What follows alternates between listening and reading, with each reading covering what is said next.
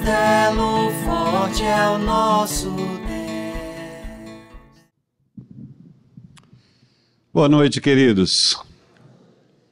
O meu sentimento nessa hora é sinceramente duplo. Por um lado, eu estou muito feliz de poder fazer parte dessa história e de poder ter o meu nome agora registrado nesse dia, no dia em que nós comemoramos 50 anos de nossa UMP. Por outro lado, eu me sinto até constrangido, porque eu fico pensando, ao longo de 50 anos, tantos e quantos irmãos passaram por aqui, tantos e quantos pastores poderiam ter sido convidados no meu lugar, quantos outros irmãos poderiam assumir este lugar aqui para, quem sabe, lembrar de coisas que pudessem realmente trazer à memória o que pode dar esperança. Então eu fiquei pensando como falar a vocês nessa hora. E eu não poderia deixar de atender a esse convite tão honroso que me foi feito pela Natália, Nath, que tão carinhosamente disse: pastor, vai ser o senhor mesmo, o senhor vai pregar. E eu disse: Nath, o que você acha que eu devo falar? Ela disse: pastor, o texto é esse, quero trazer à memória o que me pode dar esperança. Então eu fiquei pensando numa memória de 50 anos.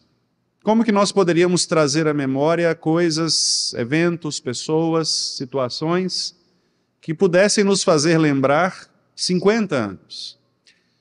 Mas é certo, queridos, que ao longo também de todo esse tempo, não é difícil nós imaginarmos quantos e tantos irmãos nossos que passaram por aqui e que não estão mais, por várias razões. Uma delas, por exemplo, é por estarem, quem sabe, perdidos pelo mundo. Foram criados, evangelizados, mas se perderam neste mar de relativismo, neste mar de pluralismo que nós vivemos. Alguns, quem sabe, passaram a questionar a própria existência de Deus. Outros, quem sabe, foram levados para o Pai ao longo desses 50 anos, levados de volta para casa. Outros, quem sabe, passaram por aqui e agora são bênção de Deus ou fruto de Deus para outros lugares, em outras igrejas. Mas o fato é que, se nós formos rememorar, ou de fato trazer à memória coisas, eventos, pessoas, situações diversas pelas quais nós passamos, nós temos muito para mencionar, muito para nos lembrar. São muitas e muitas ocorrências, muitas e muitas situações, muitas e muitas águas que passam por debaixo da ponte e também por debaixo do púlpito, né? Muitas e muitas situações da nossa vida. Algumas delas decepcionantes. Ao longo dessa semana, pensando nesse tema, eu me lembrei de um poema. O poema de Castro Alves, um poeta que, falando a respeito da luta contra os escravagistas, ele escreveu um dos poemas mais bonitos a respeito disto, chamado Vozes da África. E a primeira estrofe é mais ou menos assim: Deus, ó Deus, onde estás que não respondes? Em que estrela tu te escondes, embuçado nos céus? Há 2000 anos clamo e não me ouves. Ó Deus, onde estás? Parece um salmo, né? Ó Deus, onde estás? Por que estás abatida, ó minha alma? Por que te perturbas dentro de mim? O que será que nós poderíamos lembrar ao longo desses 50 anos? Esse texto que a Nath acabou de ler nos ensina um pouco a respeito disto. O profeta, pensando nos seus próprios pecados, pensando na sua própria vida, relembrando, quem sabe, aspectos muito pontuais pelos quais ele passou, e se você ler o texto anterior você vai perceber isso, no qual ele enumera muitas situações, por exemplo, quando ele diz: eu sou o homem que viu a aflição de Deus de perto. Eu vi a vara do Senhor, o furor de Deus, a ira de Deus. Deus me levou e me fez andar em trevas, não na luz. Ele fez envelhecer a minha carne, a minha pele. Ele despedaçou os meus ossos. Ele me fez habitar em lugares tenebrosos, como os que estão mortos para sempre. Ele me cercou de um muro, do qual já não posso mais sair. Agravou-me com grilhões de bronze. E ele continua mostrando então muitas e muitas situações nas quais Deus o fez passar por muitas tribulações. Ele diz em certo momento: Deus, o Senhor me fez distante da paz. Eu inclusive me esqueci do que é o próprio bem. Tamanhas foram as agruras pelas quais o Senhor me fez passar. E ele chegou a dizer: olha, eu acho que acabou o meu tempo. Pereceu a minha glória. Acabou, não há mais o que fazer. Porque ele estava de fato pensando na sua miserabilidade, na sua condição humana. E quando nós pensamos na nossa condição humana, de fato não há muito o que fazer, a não ser contemplar no espelho da lei de Deus a podridão dos nossos ossos.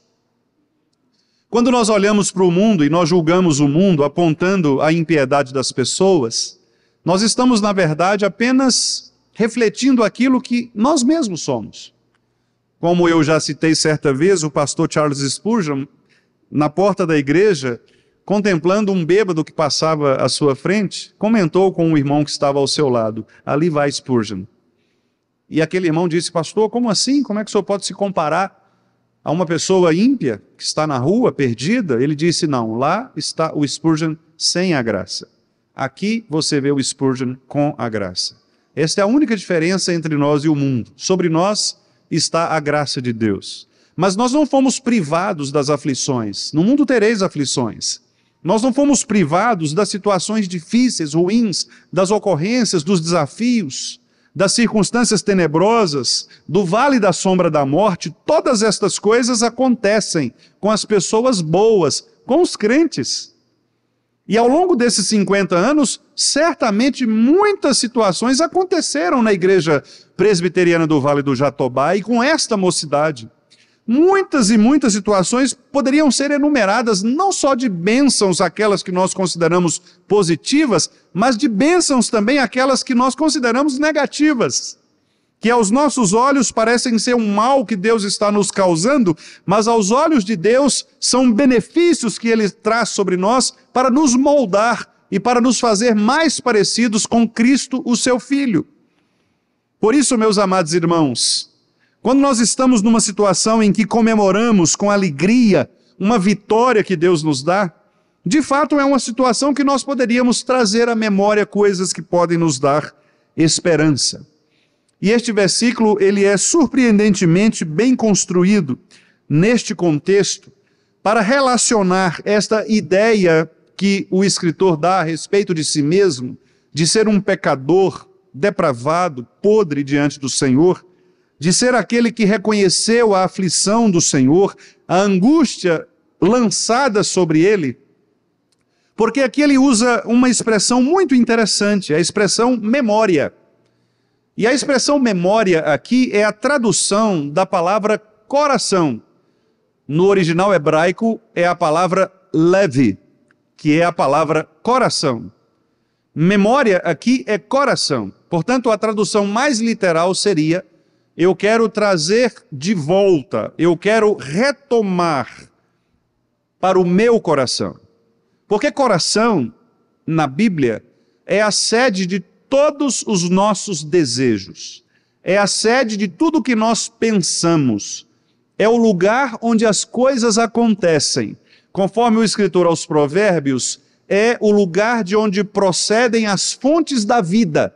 Conforme Jesus, é o lugar de onde nascem os maus desígnios, de onde nasce o nosso pecado, de onde o nosso desejo se aflora, de onde as nossas alegrias procedem, de onde as nossas emoções se derramam, é no coração. Portanto, quando o escritor diz que quer trazer de volta, quer recuperar, resgatar, buscar novamente e atrair para o seu coração, para a sede dos seus desejos, das suas emoções, da sua racionalidade, aquilo que pode dar esperança, ele está querendo dizer: Senhor, eu preciso ir no lugar mais profundo da minha alma e resgatar aquela única esperança que de fato pode reformar a minha vida. Eu preciso buscar no lugar mais precioso, como um verdadeiro diamante, como uma joia perdida, como uma dracma que se perdeu, como uma pérola, aquele lugar que só o Senhor pode providenciar. Porque, meus amados irmãos, sem Deus, nada nós podemos fazer. Sem a verdadeira esperança que é Cristo, nós não somos absolutamente nada. Se nós não estivermos enxertados na videira, nós não teremos seiva suficiente para nos dar vida e vigor. Nós morreremos. E é por isso que toda a nossa alegria, toda a nossa esperança, todo o nosso vigor devem estar concentrados em Cristo. Porque tudo que nós fazemos, devemos fazer para a glória dele, como nós cantamos agora há pouco, numa preciosa declaração que o apóstolo Paulo fez. Porque todas as coisas são por ele, para ele, por meio dele. Sem ele nada nós podemos fazer. Por isso o escritor diz: eu preciso buscar naquele lugar perdido para trazer de volta ao meu coração a preciosidade daquilo que me pode dar esperança.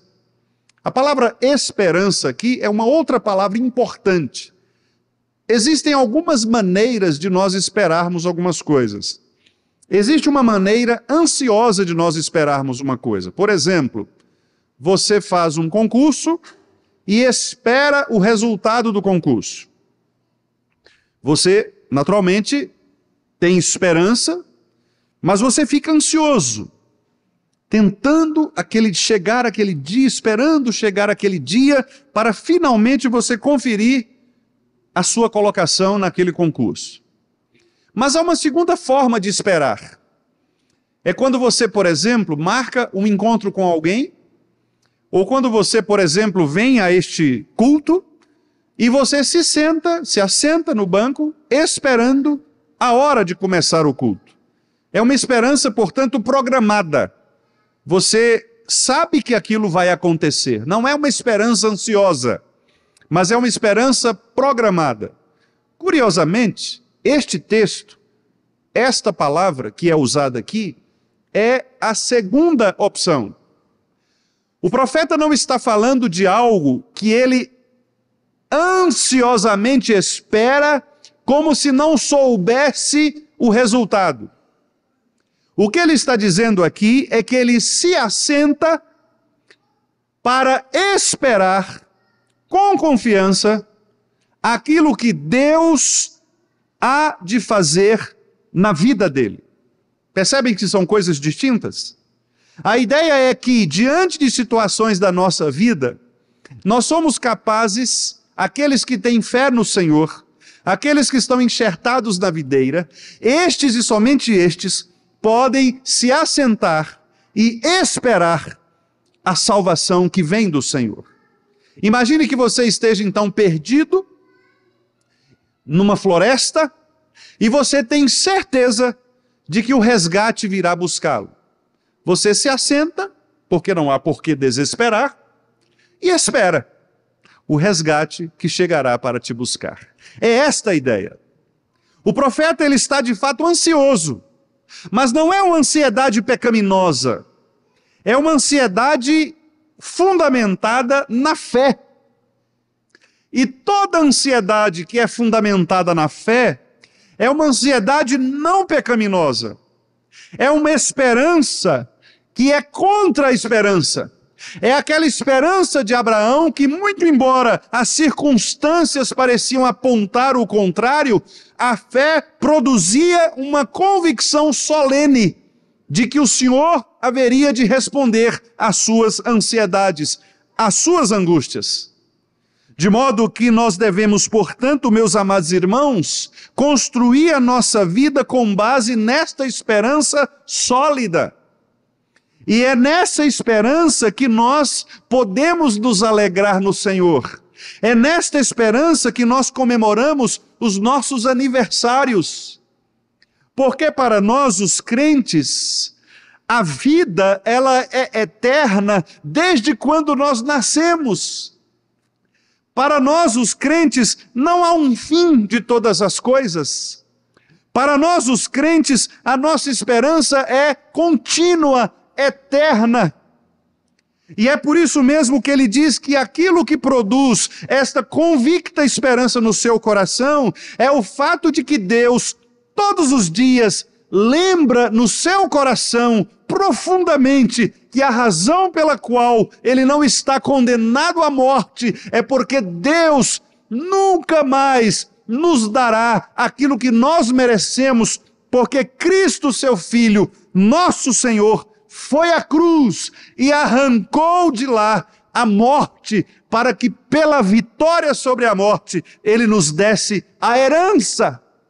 Esta é a porção do Senhor, a herança que nós recebemos de Cristo, Jesus o Senhor. Por isso, meus amados irmãos, é bom esperar no Yahvé, o Deus da aliança. É bom esperar em Cristo, que é aquele que significa a aliança, porque nele, em Cristo, nós podemos nos assentar solenemente e esperar, porque ele nunca nos deixará sozinhos. Por isso, não importa pelo que nós passemos ao longo dos anos, não importam as dificuldades, as adversidades, não importam as aflições, não importam, meus amados irmãos, as crises. O que importa de verdade é se nós estamos ou não assentados, esperando a salvação que vem do nosso Salvador. Nós mesmos não produziremos nada, porque nós não podemos produzir nada. Sem Cristo, nada podeis fazer. A única coisa que nós devemos fazer é colocar a nossa boca no pó, versículo 29. É nos aquietar, versículo 26. Esperar em silêncio. Assentar solitário, versículo 28. Suportar o peso, versículo 27. Porque nós devemos agora viver esta vida que Deus nos deu de maneira solene. Meus amados irmãos, que coisa maravilhosa nós podemos chegar aos 50 anos de história e podemos dizer com toda certeza, como o nosso irmão orou aqui no início, de que Deus, ao longo de todos esses anos, manteve uma raiz, manteve um povo. É fato que alguns se desviaram, alguns não estão mais entre nós, mas Deus nunca deixou de nos abençoar. Não pelo que nós fizemos, não pelos nossos erros, nem pelos nossos acertos, mas por aquilo que Ele é. É Deus quem nos estabelece como seu povo, e é Deus quem vai nos guiar como sua igreja, porque nós somos propriedade dEle, exclusiva. Ele nunca nos deixará sozinhos, nunca nos deixará sozinhos. Seja onde nós estivermos, Ele estará conosco sempre. Foi isso que nos prometeu o nosso Senhor Jesus Cristo. Por isso, quando nós pensamos sobre esse texto, amados, nós somos incitados agora, todos nós, a fazermos um exercício temporal. Como disse Agostinho, a recordação é a revivescência do passado. Nós conhecemos esta frase agostiniana de outro modo: recordar é viver.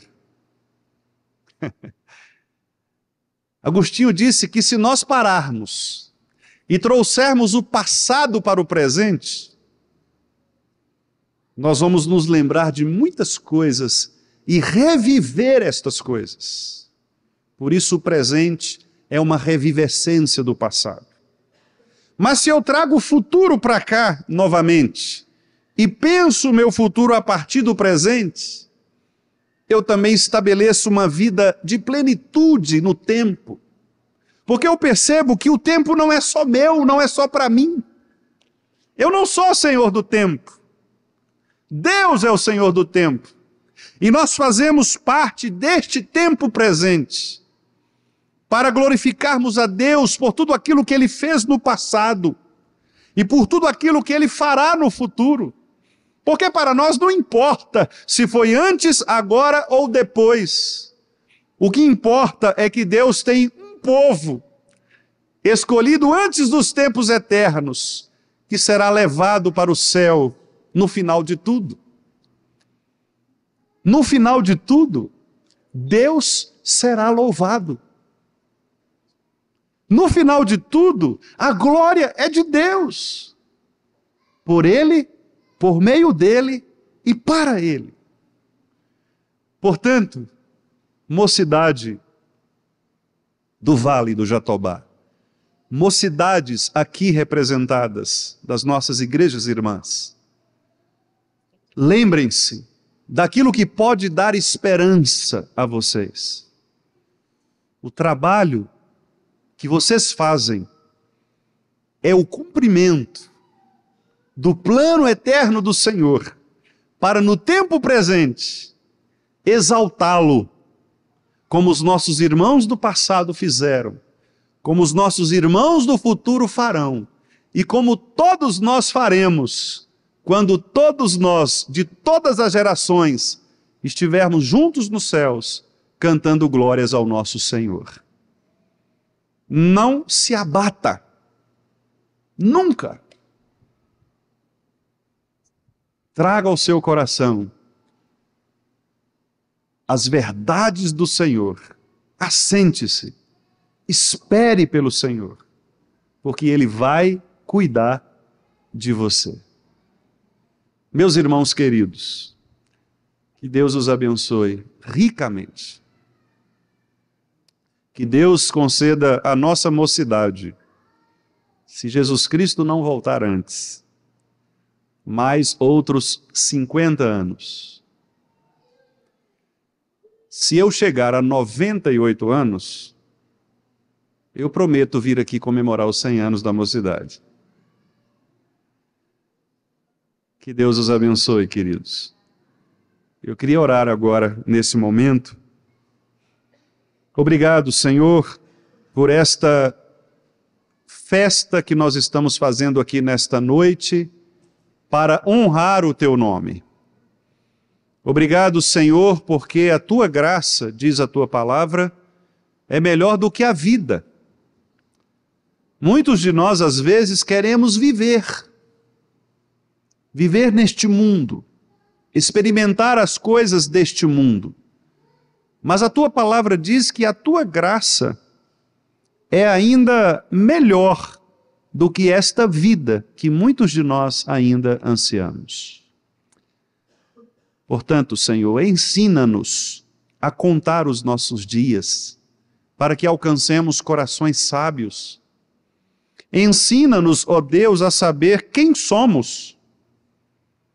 Ensina-nos, ó Deus, a dar glórias ao Senhor, mesmo quando o Senhor nos esmagar contra a pedra, mesmo quando o Senhor nos lançar em cova de leões, mesmo quando o Senhor colocar pedras nos nossos dentes para que eles sejam quebrados, que nós nunca abandonemos a razão pela qual nós fomos criados, glorificar o Senhor e usufruir de todos os teus benefícios para sempre. Que o Senhor nos dê, pelo teu Espírito, a capacidade de trazer ao nosso coração estas verdades que aquietam a nossa alma e que nos fazem assentar esperando a salvação do Senhor. Dá-nos corações crentes, para que possamos aceitar aquela proposta de Jesus, de que quando os momentos difíceis vierem, nós possamos fazer apenas uma coisa: crer somente. Dá a nossa UMP, fé, para que ela possa crer somente. Que o Senhor chamou este povo, que o Senhor nos escolheu antes dos tempos eternos, para sermos santos e irrepreensíveis.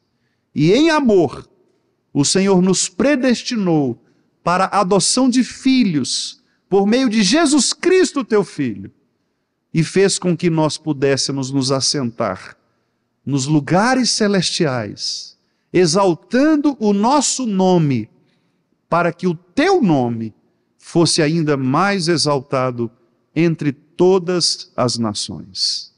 Ó Deus, que a nossa mocidade, agora, nos próximos anos, se entusiasme ainda mais para glorificar o teu nome, expandir o teu reino sobre a terra, para que as portas do inferno cada vez mais sejam retraídas pelo poder do teu evangelho, que quebra as algemas, destrói as correntes, derruba as fortalezas, impõe muralhas, para que assim, ó Deus, só o teu nome seja honrado no meio de nós.